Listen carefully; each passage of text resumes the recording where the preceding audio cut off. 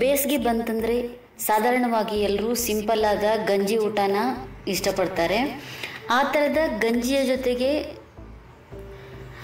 ಸೂಕ್ತವಾಗುವಂಥ ಒಂದು ಚಟ್ನಿ ರೆಸಿಪಿನ ಮಾಡ್ತಿದ್ದೀನಿ. ಇದಕ್ಕೋಸ್ಕರ ಇಲ್ಲಿ 1 ಸ್ಪೂನಷ್ಟು ತೆಂಗಿನೆಣ್ಣೆ ಹಾಕ್ಕೊಂಡಿದ್ದೀನಿ, ಅಥವಾ ನೀವು ತುಪ್ಪದಲ್ಲಿ ಕೂಡ ಮಾಡ್ಕೊಳ್ಬೋದು.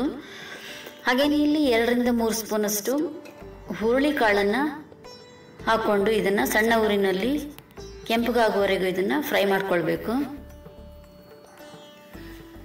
ಹಾಗೆಯೇ ಹಳೆ ಕಾಲದ ಅಡುಗೆಗಳನ್ನು ಜನ ಈಗ ಇಷ್ಟಪಡ್ಲಿಕ್ಕೆ ಶುರು ಮಾಡಿದ್ದಾರೆ.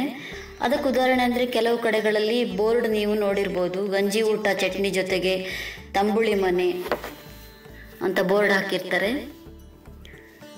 ಸೊ ಅಂಥ ಒಂದು ಹಳೆ ಕಾಲದ ರೆಸಿಪಿ ಇದು. ಇದಕ್ಕೆ ನಾನು 2 ಸ್ಪೂನಷ್ಟು ಕಡಲೆಬೇಳೆನ ಕೂಡ ಹಾಕ್ಕೊಂಡು ಅದ್ರ ಜೊತೆಗೆ ಫ್ರೈ ಮಾಡಿಕೊಂಡು ಇದನ್ನ ಸಪ್ರೇಟಾಗಿ ತೆಕ್ಕೊಂಡಿದ್ದೀನಿ. ಈಗ ಅದೇ ಪಾತ್ರೆಗೆ 1 ಹಸಿಮೆಣಸು, ಹಾಗೆಯೇ ಖಾರಕ್ಕೋಸ್ಕರ ಒಂದು 5 ಮೆಣಸನ್ನು ಹಾಕ್ಕೊಂಡು ಸ್ವಲ್ಪ ಕರಿಬೇವು, ಇದೆಲ್ಲ ಸಣ್ಣ ಊರಿನಲ್ಲಿ ಚೆನ್ನಾಗಿ ಫ್ರೈ ಮಾಡ್ಕೊಳ್ಬೇಕು. ಈ ರೀತಿಯಾಗಿ ಚೆನ್ನಾಗಿ ಫ್ರೈ ಮಾಡಿಕೊಂಡು ನಾವು ಈ ಚಟ್ನಿ ಮಾಡೋದ್ರಿಂದ ಇದನ್ನು ನಾವು 2-3 ದಿನ ಇಟ್ಟು ತಿನ್ಬೋದು. ಹಾಗೆಯೇ ಸ್ವಲ್ಪ ನಾನಿಲ್ಲಿ ಇಂಗನ್ನು ಹಾಕ್ಕೊಂಡಿದ್ದೀನಿ. ಇದಾದ ನಂತರ ಇದಕ್ಕೆ ನಾನು ಹುಣಸೆ ಹುಳಿನ ಹಾಕ್ಕೊಳ್ತೀನಿ. ಒಂದು 5-6 ಎಸಳಿನಷ್ಟು ಬೆಳ್ಳುಳ್ಳಿನ ಸಿಪ್ಪೆ ತೆಗೆದು ಇಲ್ಲಿ ಫ್ರೈ ಮಾಡ್ಕೊಳ್ತಾ ಇದ್ದೀನಿ. ಬೆಳ್ಳುಳ್ಳಿನ ಫ್ರೈ ಮಾಡದೆ ಹಾಗೆ ಕೂಡ ಹಾಕ್ಕೊಳ್ಬೋದು. ಹಾಗೆಯೇ ಒಂದು ಅರ್ಧ ಕಪ್ನಷ್ಟು ತೆಂಗಿನಕಾಯನ್ನು ಇದ್ರ ಜೊತೆಗೆ ಹಾಕಿ ಫ್ರೈ ಮಾಡ್ಕೊಂಡಿದ್ದೀನಿ. ಈ ಥರ ಎಲ್ಲವನ್ನು ಚೆನ್ನಾಗಿ ಹುರಿದು ಅದಾದ ನಂತರ ಮಿಕ್ಸಿ ಜಾರ್ನಲ್ಲಿ ಹಾಕಿ ಇದನ್ನು ಸ್ವಲ್ಪ ಗಟ್ಟಿಯಾಗಿ ರುಬ್ಕೊಳ್ಬೇಕು.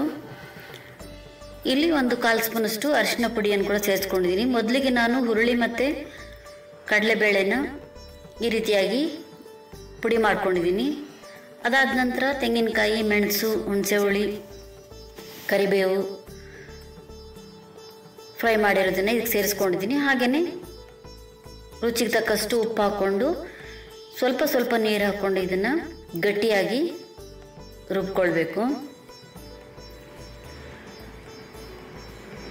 ಹಾಗೆಯೇ ಈ ಚಟ್ನಿ ಜೊತೆಗೆ ತುಪ್ಪ ಅಥವಾ ತೆಂಗಿನೆಣ್ಣೆ ಇದ್ದರೆ ಬಿಸಿ ಅನ್ನದ ಜೊತೆಗೆ ಚೆನ್ನಾಗಿರುತ್ತೆ. ಹಾಗೆ ಗಂಜಿ ಊಟಕ್ಕೆ ಕೂಡ ಚೆನ್ನಾಗಿರುತ್ತೆ. ಇದೇ ಥರದ ಚಟ್ನಿ,